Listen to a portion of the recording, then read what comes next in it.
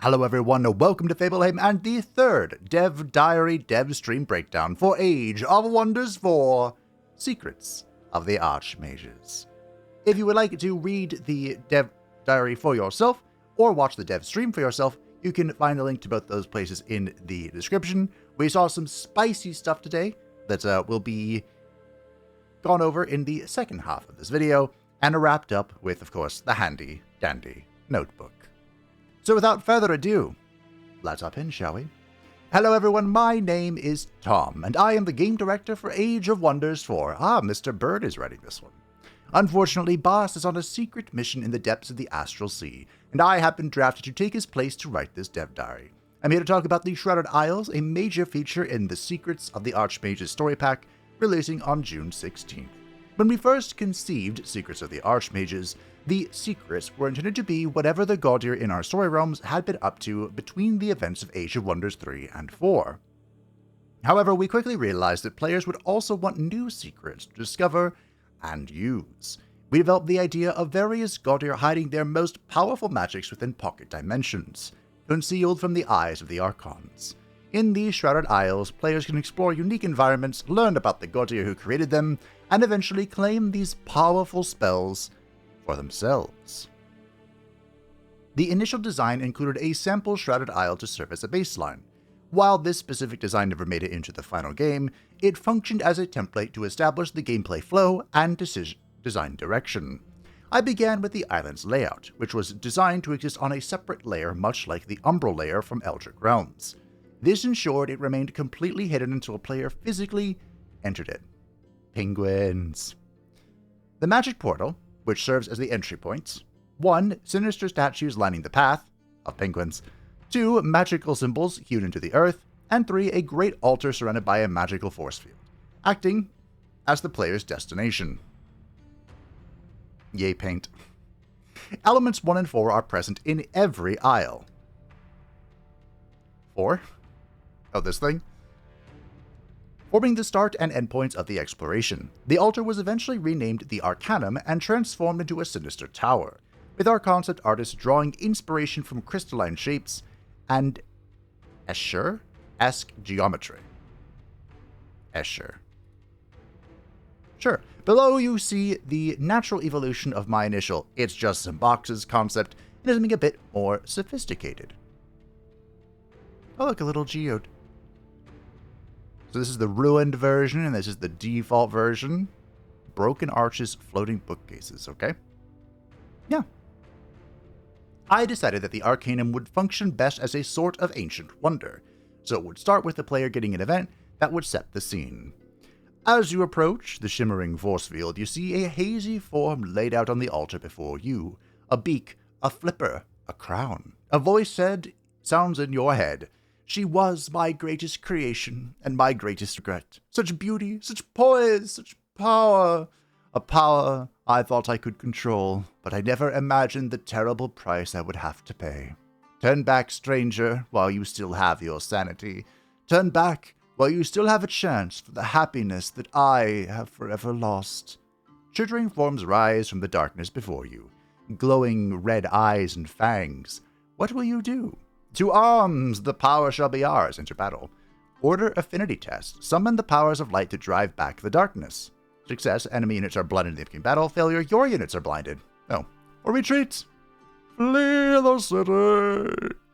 Remember, in Age of Wonders, canonically, the penguins are evil. They are the darkness.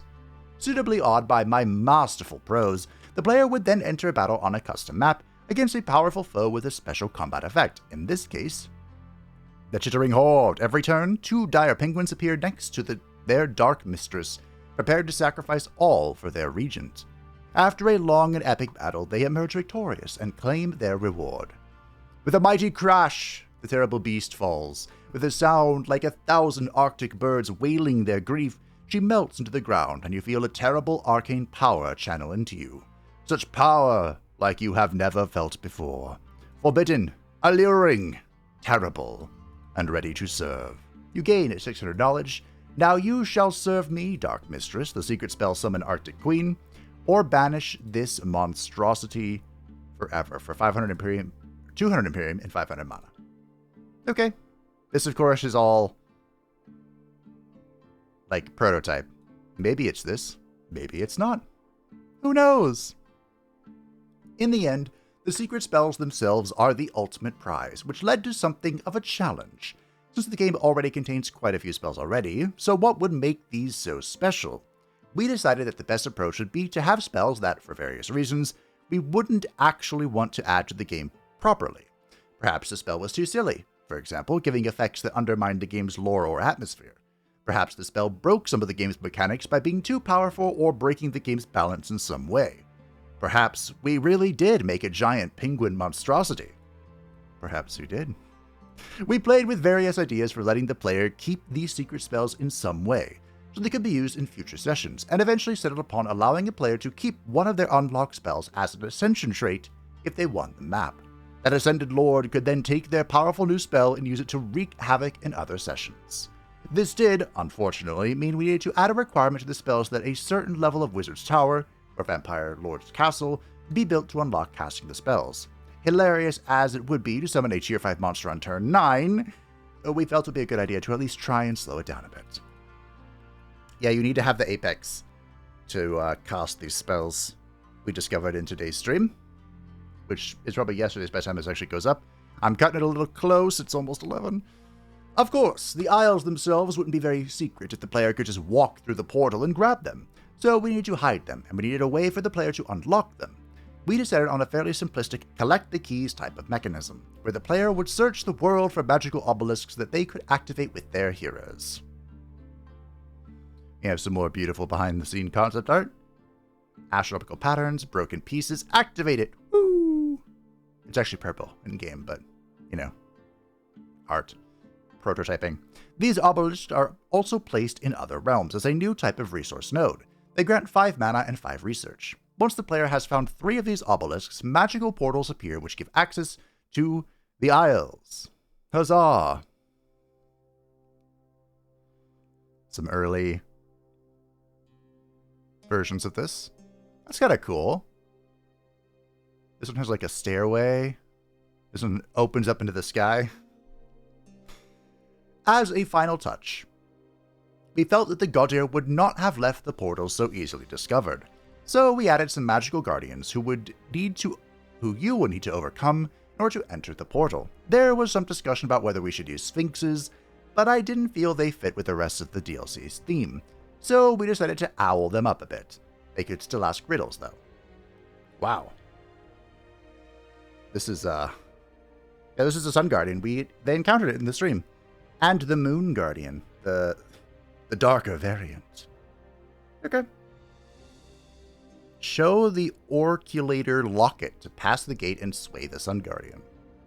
That was not in today's stream. You are Pride. So basically they ask you a riddle, and then if you don't want to do a combat, you can just say it. Like, you can answer the riddle, but it will have like some sort of cost, which we'll go over in the dev stream. There are 2 Guardians, with the other one, the Moon Guardian, being more themed around shadow and cold. The art team have also done a great job with the combat maps if you choose to fight your way through the event. This particular portal is lying in the Astral Barrens from Rise from Ruin, which adds a lot to the atmosphere. That is really cool. Is that an Astra? Oh no, it's a little angel thing. Okay. In the end, Age of Wonders 4 is a 4X game, and fun as it is going on spooky adventures to do battle with improbably sized bird life. It is important that this feature actually interacts with the economic, city-building aspects of the game as well. We did not want players to actually build cities in the Shrouded Isles, however. We'd already added support for city to citadel provinces through an underground passage. In technical terms, an underground passage is the same as a Shrouded Isles portal, a teleporter from one map layer to another, so having the player able to annex provinces through the portal should be easy enough. All we would need to do was to ensure that the provinces would have enough economic value from nodes and magical materials to make it worthwhile. The Arcanum itself would also be an ancient wonder that would function as a major economic reward for annexing through enough provinces in the Isle. This approach still had some clear issues, however. The portals could be scattered across the map, players might find it hard to place cities near them once they've been discovered, and it's a bit boring, It doesn't add any new gameplay or strategy to the game. Happily, the first problem suggested a solution to the second one. If the player finds it hard to bring a city to the portal, or what if they could bring the portal to one of their cities? Perhaps then another player could invade their territory and steal that portal and move it to one of their cities. The portals would become a sort of strategic resource for players to fight over for economic benefits. A game flow was designed and we put it into the game. 1. The player finds a portal. 2. The player uses a hero to open the portal by fighting or talking their way past the guardians. 3. At this point, the player can go through the portal and explore the Shrouded Isle. 4. The player then has the option to bind the portal for Imperium. 5. Once bound, a new button appears on the portal, allowing the player to teleport the portal itself into the domain of one of their cities. And 6. Other players could then try and bind and steal the portal for themselves. This would be hostile, so it would require war to do. We'd need the binding operation to take several turns so the owner has time to respond. This meant the portal would need different states, which we could show with color shifts. Oh, look at that. They actually... Was it the second dev stream, right? When they met Hambinger, he was stealing the portal from the owl guy, Soren. Bound, opened, and guarded. Ooh, that looks cool. During the review of all of this, the question rose for these isles of how many we could make. Given the cost of making the spells and special battles and such, 12 to 15 seemed reasonable. But since we only wanted about 2 to 3 to appear per game session, that would leave the new Shrouded Isles layer map feeling very empty. The Umbrella Abyss layer would often have 10 to 15 islands in it on a normal map. Someone suggested that we add a set of isles that did not have unique narrative elements and spells that we could use to fill that space up, as well as giving more portals for the players to fight over. We came up with the idea of a bunch of isles that had already been discovered and explored by Gaudir in ages past. These breached isles would sit in the same layer, but with a few key differences. They would be visible from the start of the game, since they were already explored and made no sense to be hidden, and the Arcanum inside would be a special Ruined version, which had weaker defenders and gave fewer rewards. Initially, the Ruined Arcanums were totally unguarded, but it felt wrong to have a valuable wonder that was so easy to simply grab without resistance. The gates would be unguarded, so you did not need to fight your way inside. Later on, we added the requirement that you would still need a hero to open the gate anyway. This was to prevent a player's scouts getting into the regions in the early game, which made the regions felt cheap. Since these breached isles were mostly just handmade regions, we could make many more of them, giving us a way to fill the layer and giving players more stuff to explore. Conclusion. I hope you all enjoyed this dev diary. I thought it would be fun to do a diary that was more focused on the design process behind the feature rather than the end result. Tune in again next week for a dev diary filled with art and pretty pictures, my favorite. If you want to play in the Shrouded Isles for yourself, then they will be part of the Secrets of the Archmages, released on June 16th. Boom. That was the dev diary. Thanks, Mr. Bird. It did include a lot of the behind the scenes. We don't usually see this like prototyping, which is right here. Which, if you have seen the special video I've made, The Secrets Out of the Bag, you will know there may or may not be a penguin involved. So that's mostly what I've been doing. Content will resume shortly. Of course, I'm working on this stuff for them, but also my dog Tinker passed away, so it's been a difficult time. And my best friend's also back from, just briefly, he's back on leave, so it's been really crazy here. But soon, we shall resume the Blint Saga. So, without further ado, it's time for the dev diary, the dev stream. We just read the dev diary, Fabe. Jeez, get it together. Part 2. Thomas, had restarted on a new realm, and he went about like 10 turns in off camera just to kind of get it all set up. But he did showcase the event that you find right away on a realm with Shrouded Isles. Well, the moment you discover one of these ancient obelisks, because this event will spawn, and it'll be like, hey, go activate the ancient obelisk to reveal the hidden power of the realm, which is, of course, the Shrouded Isles. There are breached isles out and about, as you can see here, and it's just letting you know. Here's how you activate the obelisk. You stand on top of this. Oh, it does require a hero unit. You take a hero, you stand on top, and then you just go boom, boom. Activate. And here is the breached gate that they had. You can move the portal for 100 mana. It is on a 5-turn cooldown as well. And they actually did it incorrectly. Thomas wasn't sure if it was a bug, because he left-clicked, and it didn't do anything, but it ate the cooldown anyway, so he did write something down to double-check that. You're supposed to right-click it, apparently. Here is the Breached Arcanum within. As you can see, he's hovering the Shrouded Arcanum, which is what happens when it's restored, which you will see later, but here's what you get for having the Breached Arcanum. 5 Imperium, 15 Knowledge. It is a research post and adds 1 or more unknown units to the reality of Lieges based on the Arcanum's surrounding environments. So it'll be all nice and icy. And then here is the gateway to the Shrouded Secrets. This is after the activating 3 of the ancient obelisks. And as you can see, it's nice and red even through the fog of war. And also, this is here, the Moor of the Mists, now called the Fey Touch Fountain. Fun fact, should I share this fun fact? When I first started playing the DLC, it was just called the Moor of the Mists. And then its name started changing. I was like, what's happening? Like, is this supposed to have different names?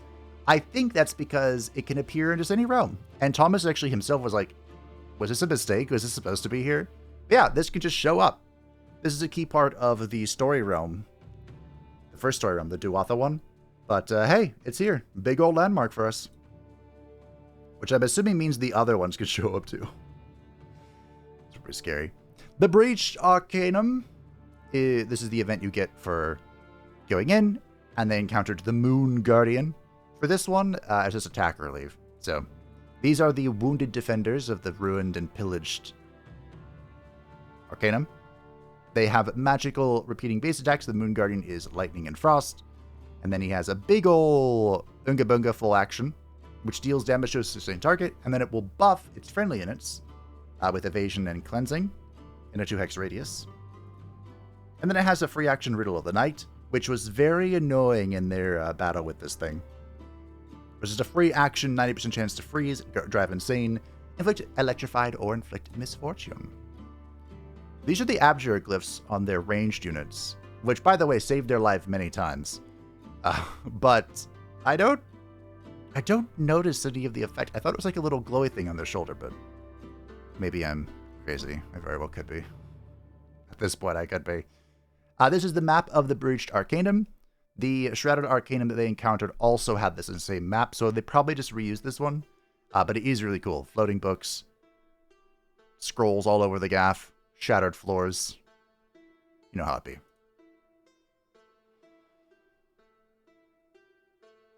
They were shooting something. I don't know. Not sure why we have this picture, but hey, congratulations, we have the picture. Thomas catnapped to heal up, but forgot that it was a 1-to-1. So this consumes your movement, and then will heal you for every point of movement consumed. Which was not a lot. And the Mistwalker camp was what was generating the mist here, so the infestation spreads. Here is the Fey Bond enchantment. Someone correctly pointed out, I was like, I wonder why this isn't just a transformation. And I thought that as well, even when I was doing the video. Of course I didn't say it, but correctly pointed out, it's an enchantment so that this can be applied to your fairies. Duh. If the tome gives you fairies, it'd be silly if the Fey transformation didn't affect the fairies. Of course. Thank you for your keen insight. I'm sure we've seen some of these already, and, you know, if you're playing on the beta, you have seen this entire tree, but I grabbed all of the Imperium stuff that I could. So, the level 2 nature. Farms grant 3 gold and 2 city stability income. I'm probably getting this every single time. I love building farms. The other one, did I really not get the other one? The other one is Foresters grant 2 mana and 2 city stability? Maybe it's 2 mana and 3 city stability? Anyway, sorry, I thought I got it. They had a fun event where they got a polar bear. They were asking chat what they should do, and chat wanted the polar bear. So, what's up? And they pointed out the combat trained again, which I think is going to be disgusting in this upcoming patch for reasons. I think this is such a good change to beasts, and it's just going to be even more expanded upon. Very excited to do a beast build. These little portals here are the Shrouded Isles, or the gates, excuse me. These are the gates. Whether they're breached or shrouded isn't really determinable here on the big map. overworld map, parchment map, whatever you want to call it. Gotta zoom in to find out. Okay, this is from the event. They picked the event to get the polar bear. It locked the growth in the city. Great. It's called resource sharing. And one of the things I have wanted is a planetfall mechanic where your city could share food with other cities. It's in there. It's a thing. Although, you know, it just says this is sharing it with an event. I don't know if they have the mechanics to, like, share between cities. Or if they should. This is the planetfall engine. Anyway, I just saw this and had a bit of a chuckle. They saw a temptress in the wild, a lupine temptress by the looks of it, although I have no idea where her weapon is. The Glyph Tower is the special promisement from the Glyph of Abjuration. Good fun. I wonder how annoying you can make this. I think the most you could, if you really tried hard, you could probably get 5 around it. Like, you have to be kind of lucky with the province spawns, but maybe. Possibly. Transformative expertise, excuse me. This is the second level of the Astral Imperium tree. Enchantment and transformation spells cost 25% less mana and world map casting points. This could be good. I mean, you know, you eventually get to the point where you're like, okay, there's no more transformations. There's no more enchantments. But they do get very expensive, so maybe. Or, remember these share locks, so or Ancient Studies, where Ancient Wonders grant +5 knowledge income for each tier they have when annexed to a city. This will count the Arcanums because they are technically Ancient Wonders. The Breached ones are bronze, and the Shrouded are silver. The level 3 of the Order Empire tree. Cultural exchangers gain +4 knowledge per active wizard bond, treaty, or declaration with other empires, and gain 4 knowledge per trade treaty with free cities. Of course, with the free cities, you can only have 1 trade treaty at a time, but the first version of this, per active wizard bond, treaty, or declaration with other empires. Isn't this, like, crazy? 16, 20, like 24 knowledge?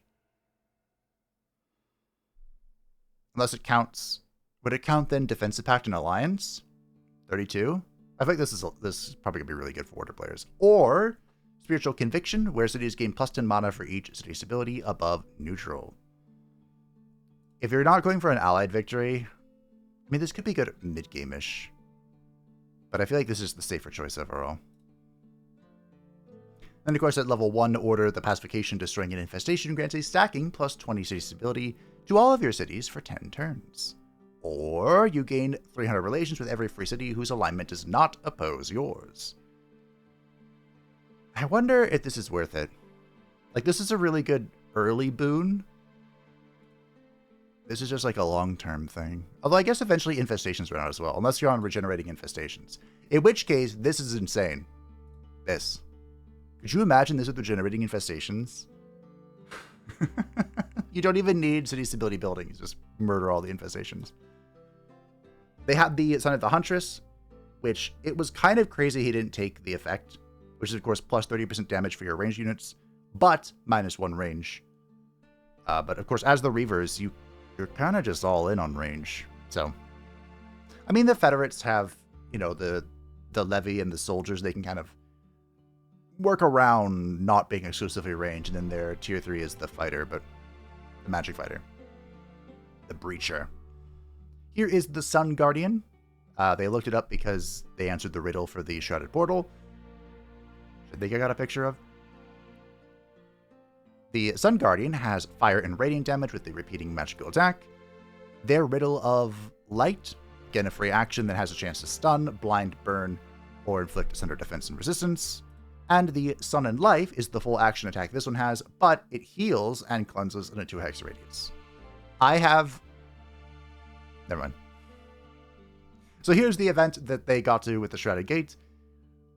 The riddle is here, and as I said, you can answer the riddle for not have a fight, but it does oftentimes come with a penalty or a cost associated. In this particular case, their capital was blocked from growing for 3 turns. So they chose that instead of fighting because the Shrouded Gates are very well defended. And of course, by cleric it, they can now bind it to the hero. This costs 50 Imperium and takes 3 turns. And then inside a Shrouded Gate, you will always find... Is this true? I think it is. You will always find a special arcanum related to a Wizard King.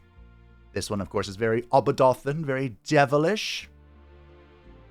And then, oh yeah, so Thomas's Wizard King is a ritualist, which is cool. I usually don't do that, but it's cool.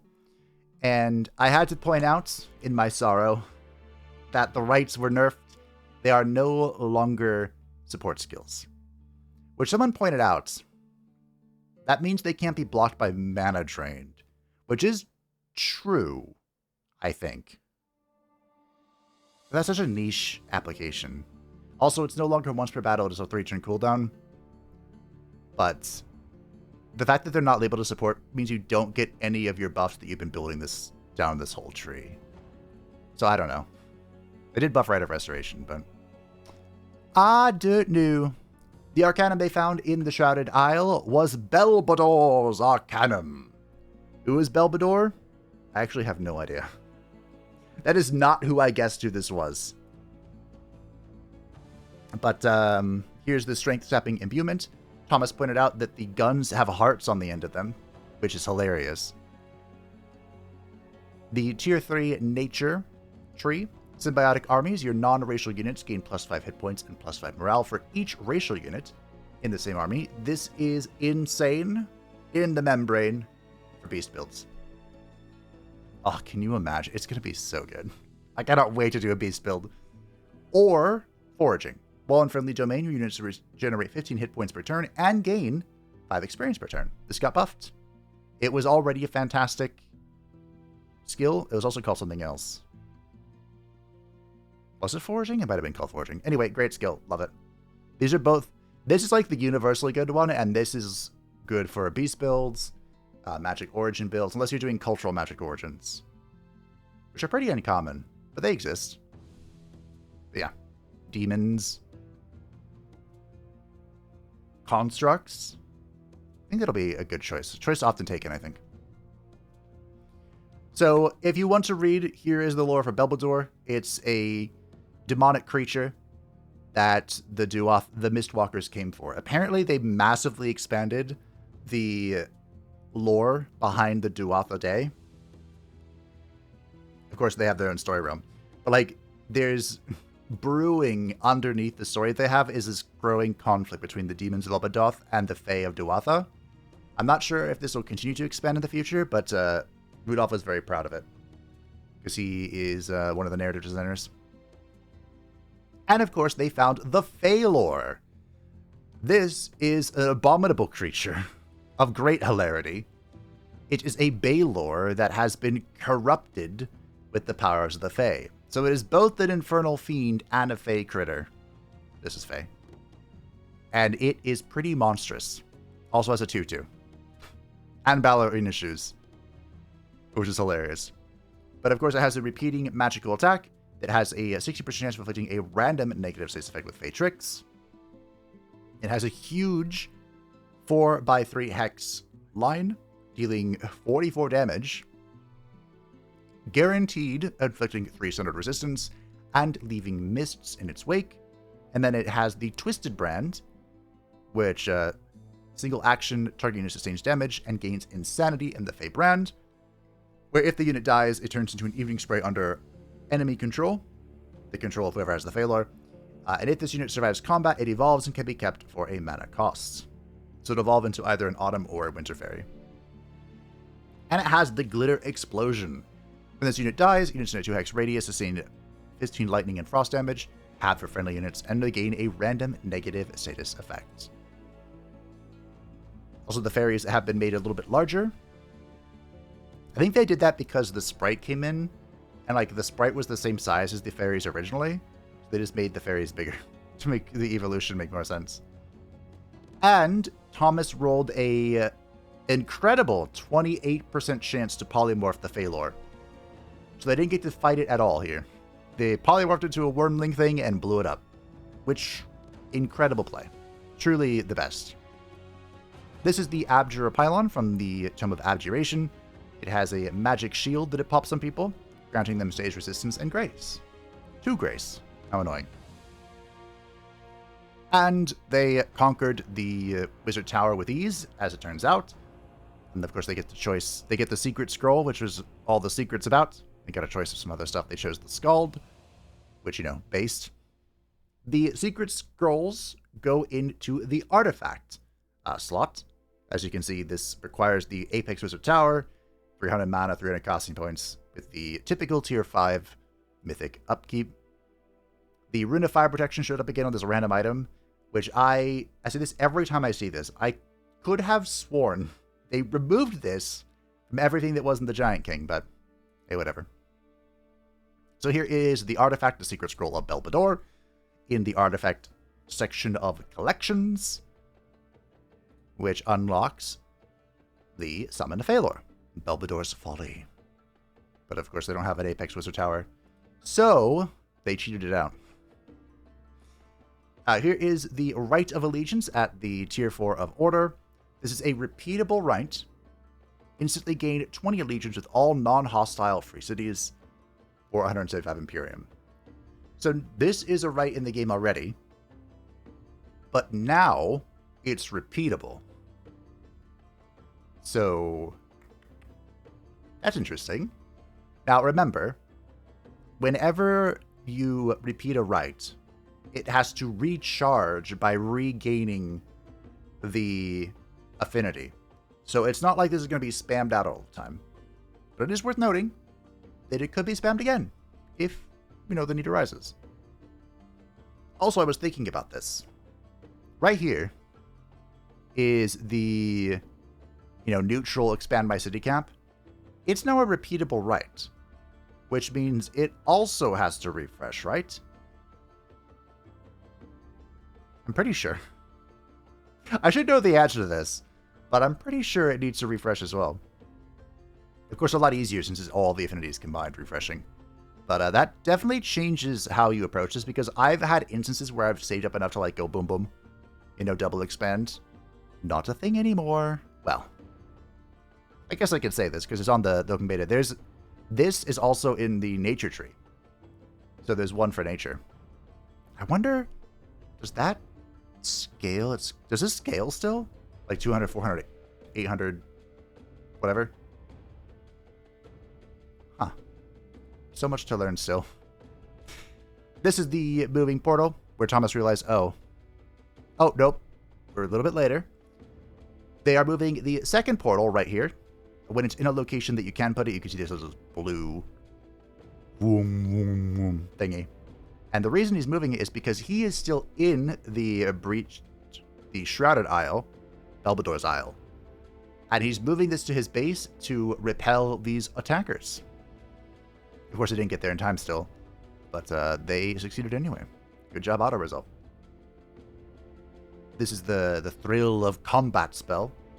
Thomas wasn't sure if this would let them attack a second time. I don't think it does. But I mean, maybe, I don't know. Someone asked about the undead owlkin, and so they were all too happy to oblige. This is a zombie. Nice little beak there. And they showed the gift of the old blood on a Deathstalker. It looks actually really cool. Like bloody veined feet and red eyes. Here is the Gloom Strider. And then here is the Whitesborn. Apparently this crest here is just like the default crest. That's what's going to show here in the Tome of Wonders. Here's the Draconian transformation. It looks pretty cool, actually, the Draconian. They tried it on a bunch of different stuff.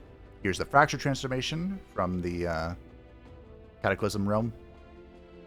Demonkin. Good old Demonkin. Then they cheated to get the Phalor out. So they saved before cheating, and then they cheated to show the Phalor, and then they reloaded back for the next stream. Yeah, when you send him, he spawns a nice little rainbow. He went into his combat all by himself, and here is his line attack. Breathing out the mist and sundering defense. I'm sure it smells rancid. Here is the Orb of Desire from the Tome of Burning Passion. This is the defensive taunting totem that reflects. And apparently it can taunt multiple targets. I did not know that. I know this tech is new, Was it from Rise and Ruin or before? It's recent that they allowed it to be multiple links. Oh no, it was Archon Prophecy. They did it for the Cultivator. They had to make that tech work. And here's the evening sprite that spawned from someone's corpse. And this is the glittering explosion. This is a bunch of confetti, which was enjoyable. And that was that, which means it's time for the handy dandy notebook. Per requests, I will put an image up of some kind to visually clarify I'm reading from the second monitor. What is the difference between the Breached and Shrouded Isles? I feel like we answered that already, but the Breached Isles have been raided in the past and no longer contain the secrets of the Archmages that the Shrouded Isles do. I should mention, this is stuff the devs mentioned that there was no image for. So they were just talking, I was just notating. You can steal someone else's gates. There is new Dewatha music. I think there's new music for all, based on all the realms. Don't quote me on that, though. The Moon Guardian is not a unit that you can reliably obtain, and has a riddling role like the Sphinxes. Thomas would like to make Free Cities a bit fancier, but there is currently no plan to update them. The secret spells are weird, quirky, and or powerful, and may contain some penguin-related things. Wink. The Isles are all handcrafted. The Arcanums are... Right. The Arcanums are the Smut Library. That's why they were hidden away, and it explains Yaka's Arcanum. So Yaka has an island. Great. You cannot build outposts in the Isles. There's no construction allowed in them. In general, the developers would like to improve victory conditions. They are on the radar. They are on the radar, but Thomas cannot promise anything. Rudolph wrote the Demonic Prince of Greed. Whatever the context of that is. There is no Chaos Astral Tome, fun fact, but that shocked Thomas. Because he said that was a pretty obvious combination. If they do Flaming Lightning, I'm so in. You need to right-click the portal? Yeah. Physical magic weapons are a thing they wanted to get in, but could not for this one. They talked about this twice, actually. But it's kind of like in reference to the Spellblade, kind of like creating a magic fighter option for heroes and Godseer. Not a thing they can do yet. He said it was surprisingly complicated, so I trust him. The Sun/Moon Guardian head will not be added to the Dragon Lords. Rip Owl Dragons. 3 realm layers are the max. We have talked about this previously. There's like a technical limitation for consoles. Of course, as PC, we could probably get away with it on the higher ends, but even then, like a very large map, 9 players, both layers added on top, it's going to get a little chuggy. So you have to choose between Shrouded Isles and Umbral Abyss if you want an extra layer. They do not go at the same time. There's a cat transformation. Or something like that, they said. There's cat involvement. What was the exact words? I have cat transformation question mark written down. Because Rudolph said there's cat something. And he said we need the cat transformation. So, pick that for what you will. We do have cat ears, so we'll be using that in the next Blint Saga video. More active ways to gain knowledge would be cool. Because it feels like you have to full commit to it for research. And Thomas agreed. He would like to do that, but he is not sure how they would balance it. So, a moon theme. Someone asked if there would be a culture or transformation or tome that was moon thematic. And Thomas thought that'd be a really cool thing. In fact, he had that idea for a high culture rework, which he would like to do, but is not confirmed. But he was thinking, like, if he did do one, an idea was to have, like, a sun and moon high subculture situation. Thomas has denied a Fey Dragon. You can choose the secret spell as an ascension trait. There are 14 secret spells in total, and each story realm has an exclusive secret spell that you're going to find for yourself. Nomad cities can go through the gate, but they cannot unpack within the Isle. The Order and Astral Dragons are at the bottom of Thomas's approval, but he likes them. What was that about again? One of his enemies is an Astral Dragon. Thomas actually did not participate in most of the Dragon's Dawn DLC, but he did make the Ashen War Realm trait, which he would like to update one day, but he's not sure if he'll be able to. The Pit of Azrun is very appropriate for a Fiend Ruler of sorts, but when it was being designed, they tried to cover all potential player options, choices, playstyles, whatever. And it is the place to be, evil as all hell. Quote, end quote. And then they talked about me. I was referred to as the guy with the awesome mole character. Thanks. I guess being known for Blint is one thing. I do a lot of Blint stuff, so... yeah. 'Tis my fate. I will bring them up in victory. They will have their day of reckoning. Rudolph's favorite secret spell is the Duwatha Story Realm secret spell that you will have to find out for yourself. Someone asked if there are secret transformations, and there are. I refer you back to the cat. The secret spells are hidden from the Tome of Wonders. So when you go to like the top right, the encyclopedia thing, you will not find the secret spells or anything the secret spells produce in the Tome of Wonders. They will probably be in the database though, so don't look those up if you want to be spared. The story realms are so massive, they're huge, they take a lot of effort, so they probably would not be separated from a DLC. I think someone was asking if they could just be like added outside of a story pack.